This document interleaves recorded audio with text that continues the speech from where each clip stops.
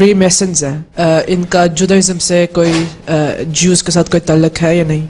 جو free masons لگتا ہے کہ تعلق ہے, اچھا کہتے تو یہی ہے کہ نہیں ہے, لیکن لگتا ہے. لیکن عجیب بات ہے کہ 1903 میں انہوں نے فیصلہ کیا تھا اسرائیل کا آباد کرنے کا, اور اس کے لیے بعض مغربی حکومتوں کو بھی شامل کیا تھا اور ان میں شامل تھیں. لیکن وہ پہلی جنگ عظیم کے بعد وہ مقصد پورا نہیں کر سکے, کچھ وجوہات ہو گئی سیاسی, کچھ بڑے لیڈر اس پر کام نہیں آئے. دوسری جنگ عظیم کے بعد اس مقصد میں کام ہو گیا, اسرائیل کام ہو گیا, کامیاب ہو گیا. اور عجیب بات یہ بھی ہے کہ 1903 میں جب یہ زوروں پر تھی فری میسن کی تحریک, اور بڑے بڑے امیر لوگ اور تاجر دنیا کے اور یہودی لوگ بعض اس کے ممبر تھے, اس وقت حضرت مسیح موعود کو اللہ تعالیٰ نے الہاماً بھی بتایا تھا کہ فری میسن تجھ پر مسلط نہیں کیے جائیں گے.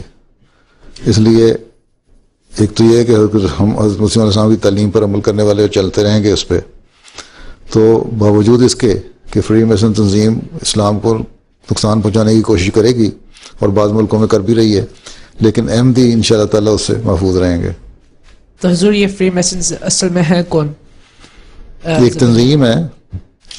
میسنز کسے کہتے ہیں؟ میسن کسے کہتے ہیں؟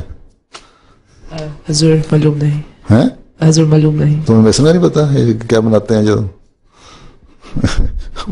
ایک اس طرح کی تنظیم اس طرح کے نام پہ بنائی گئی جس طرح گھر بنانے والے جو ہوتے ہیں, لیکن اصل میں یہ ہے کہ ایک چھپی ہوئی تنظیم ہے جس کی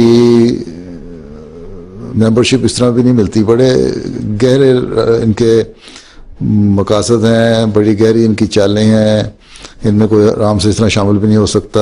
مختلف ملکوں میں مختلف حیثیتوں سے انہوں نے اپنے آپ کو رکھا بھی ہوا ہے.